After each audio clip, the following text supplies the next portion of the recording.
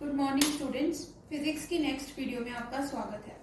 हमने अपनी पिछली वीडियो के अंदर heating effect of electric current से रिलेटेड कुछ एप्लीकेशंस किए थे कि heating effect of electric current असल में डैमेज करने की बजाय भी हमारे काम भी बहुत जगह आ जाता है, जैसे इलेक्ट्रिक आयरन में, हीटर में और आपके लाइट बल्ब्स में। अगर आपको वो सब कुछ जानना है तो आप पिछली वीडियोस को देख सकते हो। अब हमारा इस वीडियो का नेक्स्ट टॉपिक है पावर। पावर कहो या फिर कहो इलेक्ट्रिक पावर, दोनों सेम तरीके की चीजें, ठीक है। अब इस चीज को समझो कि पावर होती क्या है, पावर का फॉर्मूला क्या है, इसके एसआई यूनिट्स क्या हैं, ये सब कुछ हम इस वीडियो के अंदर कवर करेंगे।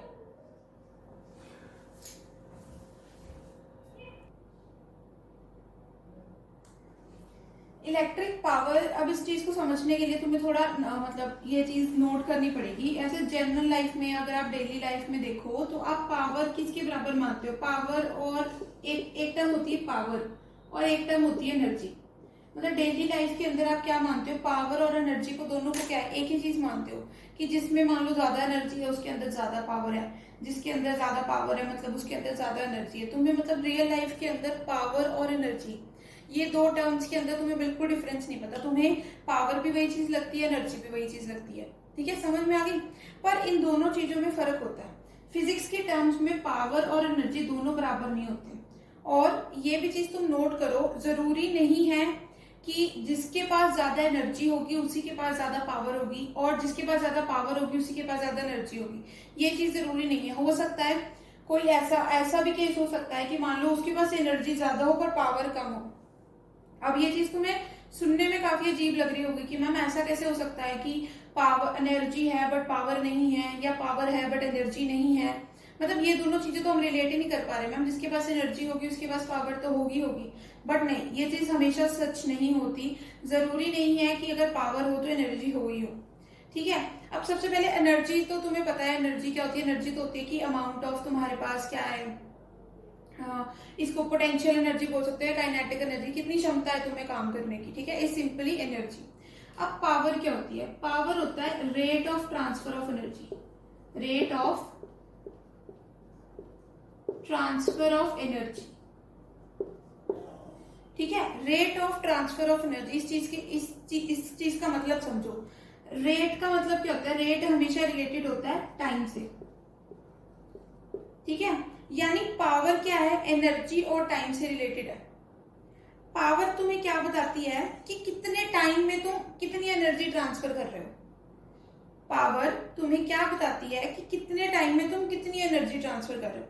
जैसे अगर एक सिंपल सा मैं फॉर्मूला बनाने की कोशिश करूं तो पावर होगा एनर्जी डिवाइडेड बाय टाइम। जहां पे भी तुम्हें रेट ऑफ आए ना, तो रेट ऑफ का मतलब होता है जिस भी टर्म दी हो उसको टाइम से डिवाइड कर दो, वो होता है उस चीज का रेट ऑफ, ठीक है। तो ये बिल्कुल सिंपल सी चीज है।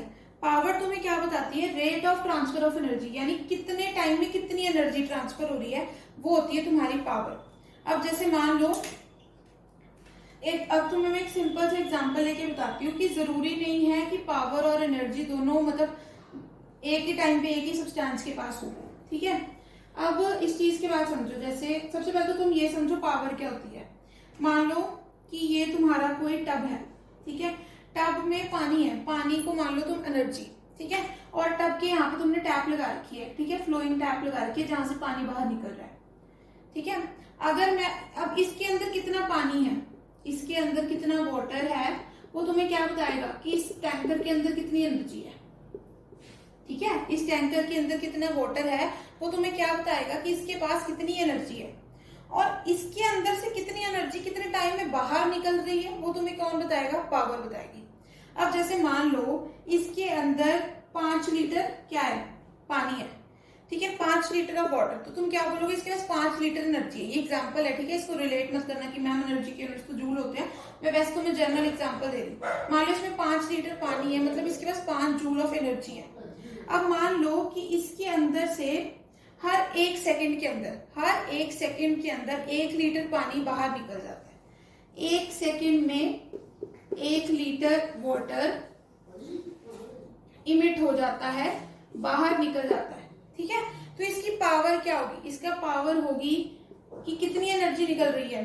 1 लीटर एनर्जी निकल रही है कितने टाइम में? 1 सेकंड में। तो इसकी पावर क्या होगी? 1 यूनिट। 1 यूनिट इसकी पावर होगी, मतलब कितना पानी निकला है कितने टाइम में, इस डिफाइन तुम्हें कि पावर कितनी है। ठीक है, अब तुम्हें समझ आया होगा थोड़ा बहुत कि एनर्जी और पावर डिफरेंस कैसी है। एनर्जी तो होती है कि तुम्हारे पास टोटल कितनी क्षमता है काम करने की, और पावर तुम्हें बताती है कि कितने टाइम में तुम कितना काम कर सकते हो। ठीक है, अब मान लो यहाँ पर मैं इस चीज के एक और एग्जांपल तुम्हें लेके बताती हूँ। मान लो 2 आदमी है, जैसे तुम्हारे पास एक आदमी ए है एक बी है, एक ए पर्सन है एक बी पर्सन है। ठीक है, मान लो दोनों के पास क्या है, डिफरेंट डिफरेंट अमाउंट ऑफ शक्ति है। मान लो इसके पास इतनी शक्ति है, तो मानो अब ए इंसान के पास 300 जूल ऑफ एनर्जी है। ठीक है, 300 जूल ऑफ एनर्जी से मेरा मतलब है कि ये 300 जूल यूनिट तक का काम कर सकता है। ठीक है, और जो पर्सन बी है इसके पास 200 जूल ऑफ एनर्जी है, ये 200 जूल ऑफ एनर्जी तक का काम कर सकता है। ठीक है, ये 2 इंसान है, 2 अलग अलग इंसान है, दोनों अलग अलग इंसानों के पास अलग अलग एनर्जी हो सकती है ना। जैसे आप हुए, आपके क्लासमेट हुए, हर एक किसी में अलग अलग कैपेबिलिटी होती है ना, हर एक बच्चा अपने हिसाब से काम कर सकता है। उसी तरीके से मान लो ये भी 2 स्टूडेंट्स हैं, एक स्टूडेंट ए है एक स्टूडेंट बी है, ये 300 जूल तक का काम कर सकता है और ये 200 जूल तक का काम कर सकता है एक बार में। ठीक है, तो अभी आपको देखने से ही पता लग रहा होगा, ये बताओ कि एनर्जी किसके पास ज्यादा है। एनर्जी अब किसके पास, हमें देखने से पता लग रहा है एनर्जी तो ए के पास ही ज्यादा है।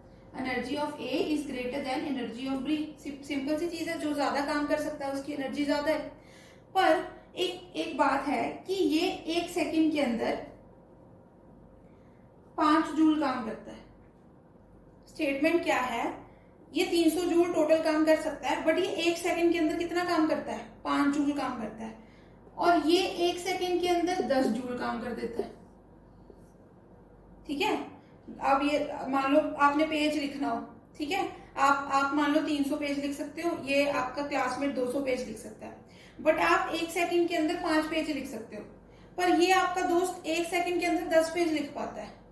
ठीक है, तो अब ये देखो एनर्जी तो आपके पास ज्यादा है, आप एक बार में 300 पेज लिख दोगे, बट पावर किसके पास ज्यादा है। देखो ये आप तो 1 सेकंड में कितने पेज लिख रहे हो, 5 पेज लिख रहे हो, बट ये 1 सेकंड में कितने पेज ले रहा है, 10 पेज लिख रहा है, तो इसका मतलब पावर इसके पास ज्यादा है। ठीक है, पावर होती है कि तुम एक फिक्स्ड टाइम में कितना काम करते हो। तो फिक्स टाइम अगर मान लो मैंने क्या रखा, 1 सेकंड रखा, तो ये फिक्स टाइम में ये कितना काम कर रहा है, ये तो 5 जूल का, पर ये उतने ही फिक्स टाइम में कितना काम कर रहा है, 10 जूल का।